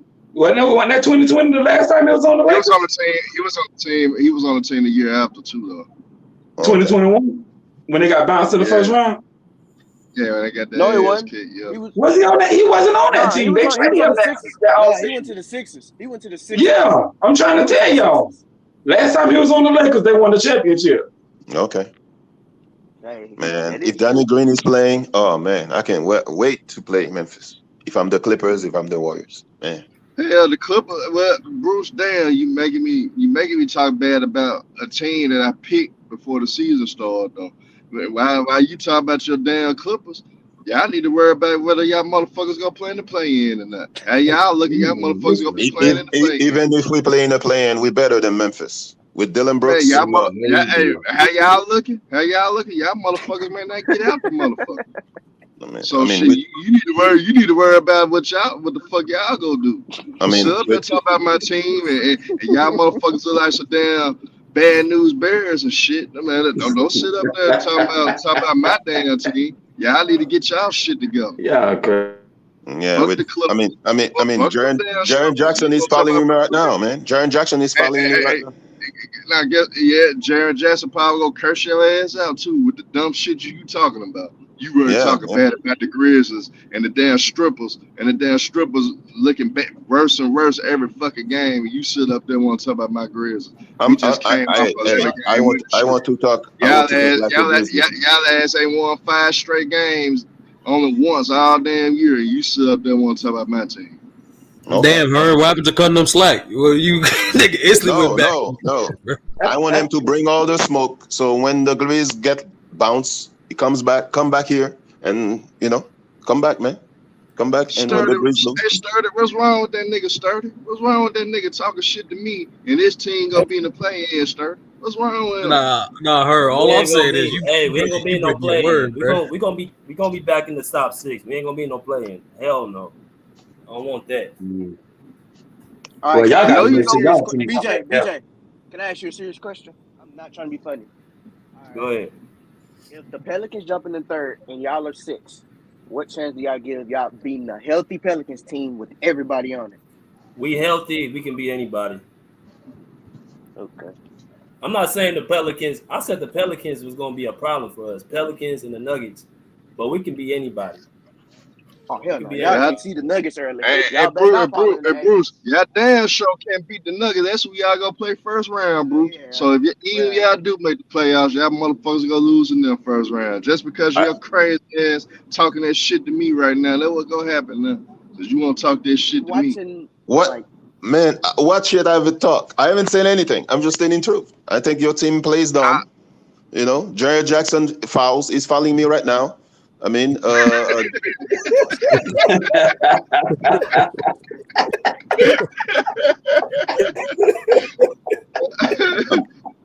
my God, man! Hey, clowning her. Don't let him clown your team like that, bro. But look though, he's telling the truth though. He actually tell the truth about Jaren Jackson and Dylan Brooks' dumb ass. He telling. Yeah, I mean, Dylan Brooks is busy with his lady boy. Here we go. I knew that was coming. Here we go. I know that was coming. Here we go. Y'all ain't right, man. Oh man, I'm gonna flex on Shannon. I'm gonna flex on Shannon. Hey. All right. BJ said I eat my beans. Hey, O-Town, you heard how your boy Klay Thompson punked out Dylan Brooks, man? I don't know. O-Town still there. Yeah, but you know what? Hey, it's like no other team. I like that, man, because we get complacent and we need somebody to pull something out. So, like, hey, see, I talk. Hey, nigga, what I tell you, man? Yeah, what I tell you, man? You woke them up. We woke them motherfuckers up, man. And they was going through hell. Them niggas didn't even like each other no more. And we sit up there, brought their ass back together. Man, what type of Next shit year, is that? on God, we better have a Christmas game in Memphis, and we better play Man, the go, Warriors. That shit gonna be so Y'all jumping. got to win though. Y'all got to beat us to man, get that.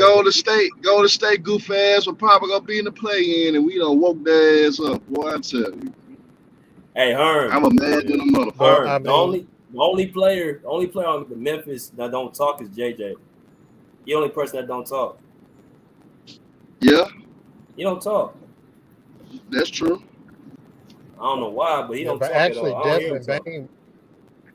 Bain bothers me more than anybody on that team. I mean, obviously, Ja's a problem, so you expect that. But Desmond Bain is the one I worry about getting going, because if he going with Ja Morant, it's going to be tough. BJ, then Jaren Jackson went on Twitter and said strength in numbers when they beat the Warriors. And then Clay said that bomb. Yeah, but that wasn't much to me. Like, I think he follows just what Ja tells him. But I don't think JJ is that type of dude to talk. Okay. I just think he's following. We're going to see who's going to whoop that trick. Okay. Man, that shit was legendary, boy. Man, stop that shit. Hey, Bruce. Just know, Golden State would have lost that game 6. They would have blew that game 7. I guarantee they would have.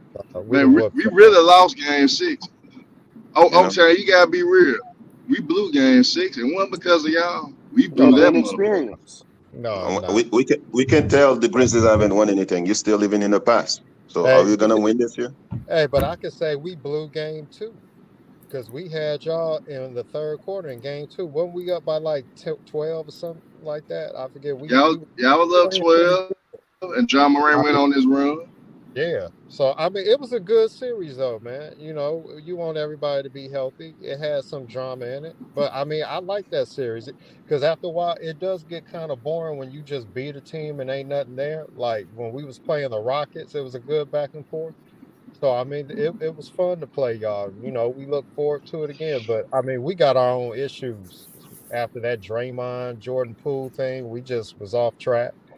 And Clay taking too many shots, and they had to have a team meeting about it. But you're right. You know, when Memphis talked their stuff, that woke us up a little bit. We got to get together on the road. Now the only thing y'all got to do now, shit, y'all got to get rid of some of them young bulls and get a good trade, because none of those young guys turned out to be what y'all thought they were going to turn out to be. So you might as well get rid of them motherfuckers now while you can. Yeah, but the problem with that is, what's available that's really going to do it, because people talk about getting Jakob Poeltl or somebody like that. Your rotation gets shorter in the playoffs. Looney and Draymond is playing the 5. If we get another big, we ain't getting somebody that's really going to play in the playoffs. So you talking about a marginal move. Like, it might help in the regular season, which, yeah, you got to win to get to the playoffs. But to be honest with you, I'm not going to move off of them unless I get somebody that I know can help me in the playoffs. So if go out to Seattle, I don't think Toronto would do that. And they don't even need Siakam anyway, because he's gonna take shots from Steph and them. They don't need him. They don't need nobody like him. Yeah, they need somebody like a. And he definitely not moving to the bench. They don't need Siakam. Siakam is too big of a move. They don't need him. No. Yeah, but Mingle, Siakam helps us in the playoffs. See, that's what I'm saying. If we're going to make a move, it needs to be something that helps us in the playoffs. If this is something marginal in the regular season and you giving up them young guys like that, you may as well wait till the offseason to see if you got better trade packages available. I just think that with the league being so close together, that too many teams, especially with this play-in scenario, feel that they can get in. All you got to do is get into the play-in, and you give yourself a chance to get to the playoffs. So I don't even know how many trades going to get made. But hold on. See, this is my thing, old time. Y'all say you and Herm just said something about Siakam. But see, my thing is they already complain about Klay Thompson shooting a lot of shots already.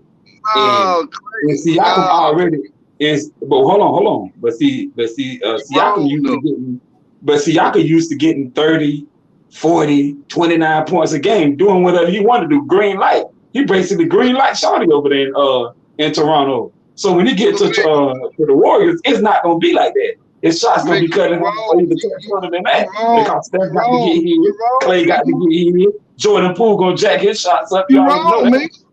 You wrong. Okay, go ahead. Okay, explain how I'm wrong. You wrong because you act like Siakam never played with other superstars before. He played with a Kawhi Leonard, to which he played second and third. Listen at your key word. He played with. Listen though. So if he know he with a team of the caliber of Golden State with the type of players that Steph Curry and Klay Thompson and little boys, Siakam already know what he got to do to fulfill his role with Golden State. Golden State could use a guy like him in all actuality. He'll take a lot of pressure out of Steph Curry and them boys. That's not how that's going to happen. Hold on. That's not how that's going to happen. He was the second scorer though. When he played with Kawhi, he was that's not. But that's not how that's going to happen, Herman. The reason why. Yeah. But see, that's not how that's going to happen, Herman. The reason why I say that is because you see how Westbrook. He'll actually be the second option. He's going to go to State right now. He'll be the second. But you see how it went with Westbrook and the Lakers. Westbrook couldn't accept. He just now accepted his role coming out the bench. When you got a guy that you hold on. I'm not comparing the two. What I'm saying is it's hard. Not the same scenario. Not the same scenario. No, it ain't. When the guy used to be in the number one option, it's hard to not let them be that number one option. He only been the number one option for the last couple of years. He ain't. He used to it now. He know what his role is around the rap. He know he ain't that. He know he ain't that. Man, look, at the end of the day, if he going to go to State, he going to fit in and play his role. If Kevin Durant can do it, what make you think Siakam? Have you ever heard bad things about Siakam? Siakam is not Kevin Durant. What I'm asking you, Bill, Migga, what I'm about to ask you, have you ever heard any bad things about Siakam not wanting to be a team player? No, but when you what the hell make you think the way you think? But what the hell when you used to being the number one option and taking up a certain amount of shots, it's different when you're playing with a guy like Steph, Clay, Draymond, and Klay Thompson. And Jordan Poole. It's different, and he not used to sharing the load with somebody else over there in Toronto. So it's gonna kind of cause a problem. Watch if they get him, you'll see what I'm saying. Hey, Mingo. If they get him, you'll see. Okay, but Mingo, crazy. You don't think that he wouldn't mind sacrificing if he know that that's the best way to win a chip? I mean, what is he gonna say playing second fiddle to Steph or Clay? Like, what is he really gonna say? Don't think like that. Just because y'all think that's how he should think, don't mean that's what he gonna do. Boy, you crazy.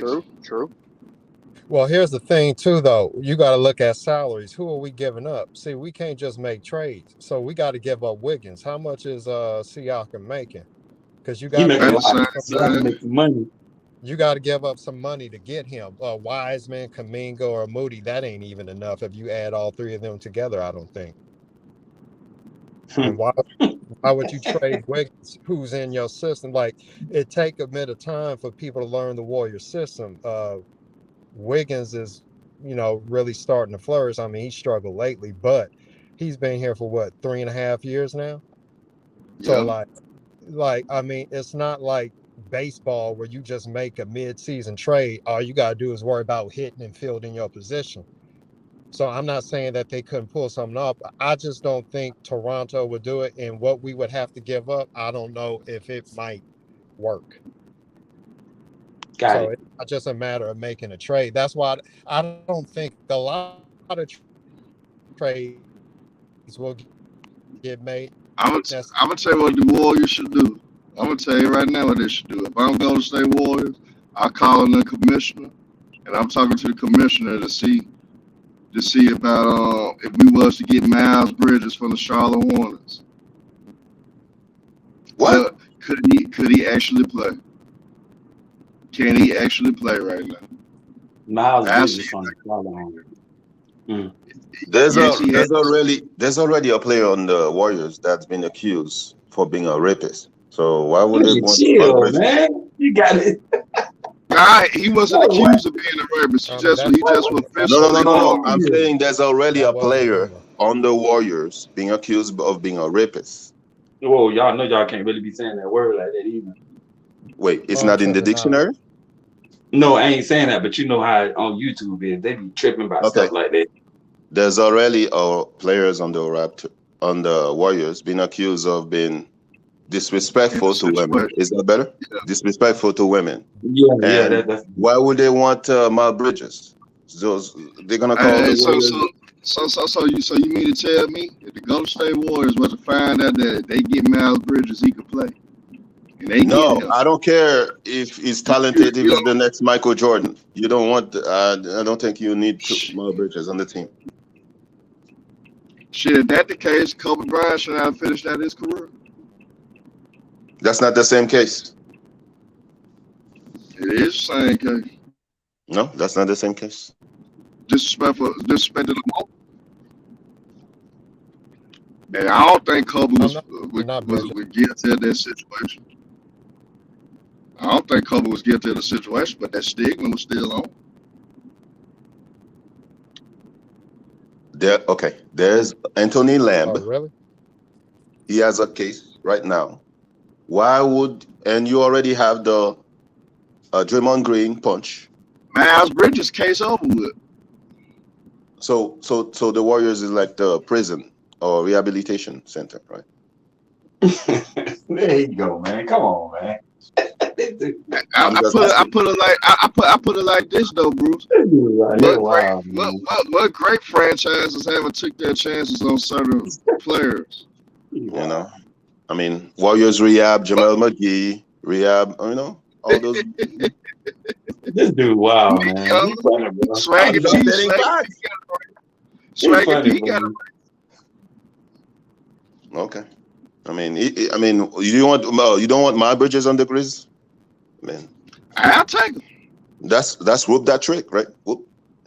My Bridges will be whooping. He'll fit right in. He'll fit right in. Sure he will. I mean, Bob Bridges is a whooper. He's whipping women, so he'll be whooping. Man, come on, bro. Come on, man. Whoop that trick. Bridges. Hey, Miles Bridges. I tell you what. If Golden State was bold enough to do that and it went through for real, Golden State going right back to the finals. They would have get Miles Bridges. Yeah, okay. Golden State is a good team, though. That system is really good. I ain't gonna lie to you. It seems like everybody that get in that system, they turn into a totally different player. Look at Andrew Wiggins. Look at what Durant already was good. I want my Grizzlies to call. I want my Grizzlies to call the commissioner and then call Michael Jordan and be, man, look, Mike, man, y'all ain't gonna fuck with that nigga no more. Let us get him off your hands. We'll give you two unprotected first round picks, man. Just let us get him. Yeah. Michael Jordan ain't gonna do it.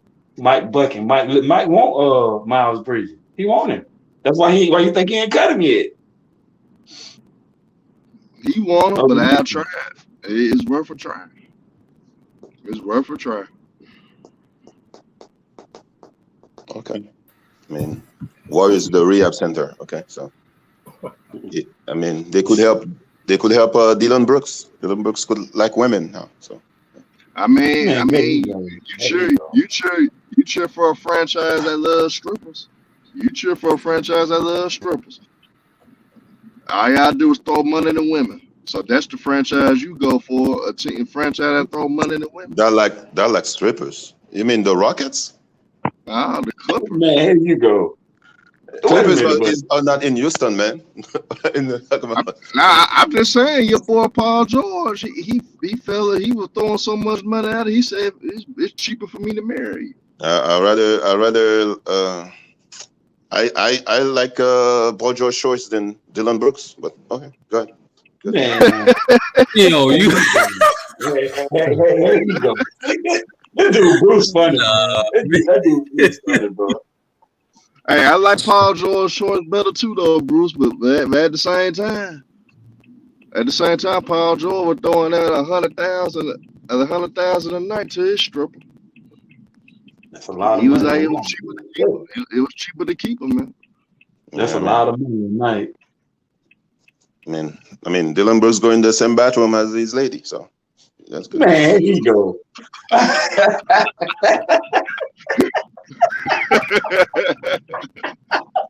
That's a damn shame, though. Oh man. Hey, you know how he go in the same bathroom as Lexi? I'm straight. That is crazy. That's crazy, bro. Bruce funny as a motherfucker, though. Yeah, that's crazy, man. Hey, Bruce, you gotta be on more panels with me, man. We gotta tag team and troll these niggas, man. We gotta get them, Bruce. All right. I don't know. I mean, I've heard you on ticket. You know. You know I own ticket ass. You know I own his ass. Man, ticket. Ticket I would own block me if I was on Hispano. So I have never been. I own ticket ass like a motherfucker. Ticket go learn to keep fucking with me. Pagan 180 said, "Is she really a male?" Yeah, that's a man, Pagan. That's a man. That's man. She stand up like you. Man, look, man, that's a man, man. Man, and you wonder why we don't take them serious. Yo, Pagan 180, see them veins in them hands? Them strong hands right there. So you got Dylan Brooks with this she-male, and you got Ja Morant twerking and shit. Hell no, I can't take them serious, man. Come on, dog. Dude, look at this shit. Look at this shit. That's your squad, huh? It's a new generation, though, O-Town, man. Hey, you can't be co-signing this shit, Herm. I know, knowing you don't co-sign this shit. No, I mean, I don't co-sign at all, man. You know, I don't co-sign this at all. You got him over here talking. Hey, so Herm, check this out, though. I'm just being, so you got A-Ball and JG, you got 3-6 Mile, and you go to this shit. Come on, man. Yeah, we fucking up, man. Man. But you know he got the Glorilla girl and shit doing it, man. You know, Ja got some shit going on, man. I don't know.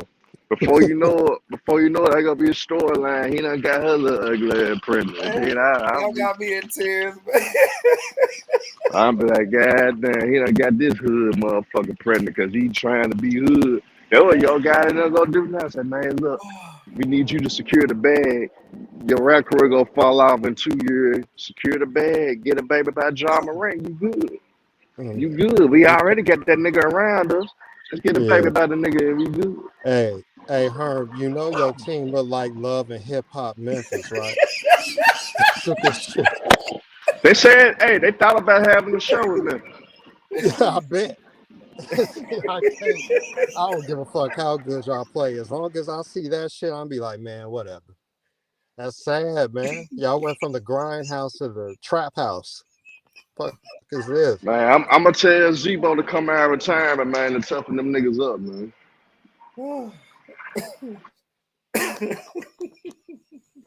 Yeah, I gotta go on mute. I got a lot of noise in my background now. Oh man. He said, hey, I said, bring a new meat in the Grindhouse. Anybody got any lasting comments, man? Oh man. Glazers are frauds, so. Oh man. We know them damn strippers. Gonna be in the play-in. I know that. I think Sturdy left. Oh, Sturdy, you there? Percy Bedford said Jaws with Glorilla, the ratchet chick that has doo-doo stains in her panties, bro. Y'all is wilding today. Y'all is wilding. Y'all is wilding, man. Oh man. Get Sturdy off. Bruce, O-Town, Mingle. All right, guys. Take care. All right, Bruce. Salute, man. Salute. Salute to y'all brothers, man. Appreciate y'all for real. My man Herm. Man, salute, my bro.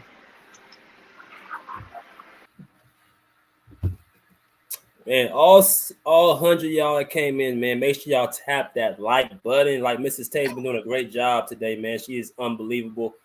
Keeping up with the content, man. Always got to thank her for, you know what I'm saying, the love that she's showing us. And, Rick, give your lasting comments, bro.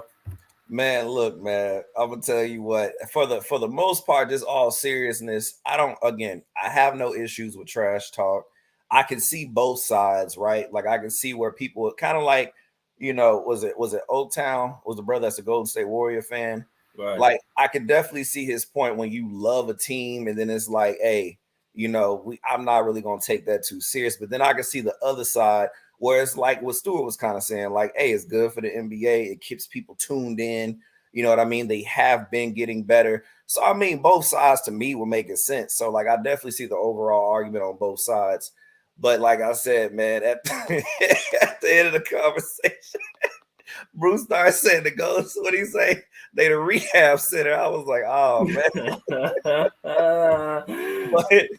but all in all, man, all in all, you know, at the end of the day, what people do, you know, in their personal lives, hey, much love to you. But when it comes to this basketball, I think we just have to see, man. The opinions that we have here. Of course, me and BJ's dream of this whole podcast was to make it more like a barbershop vibe. So that's exactly what we got today.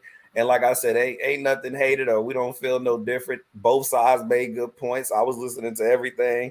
But, you know, at the end of the day, I think when it comes to the Grizzlies, you know, I think overall, just in general, overall, like just basketball world, they win a championship, bless you. They win a championship or even get to the finals, you know, people might start getting a little bit more quiet, right? But at the end of the day, man, they are playing phenomenal. You know what I mean? They're doing very good right now, so I cannot take that away from them.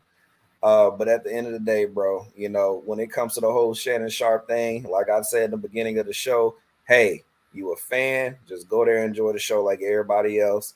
Have a good time. If you're going to talk trash, hey, just know they're going to come back at you. So that's all I got to say.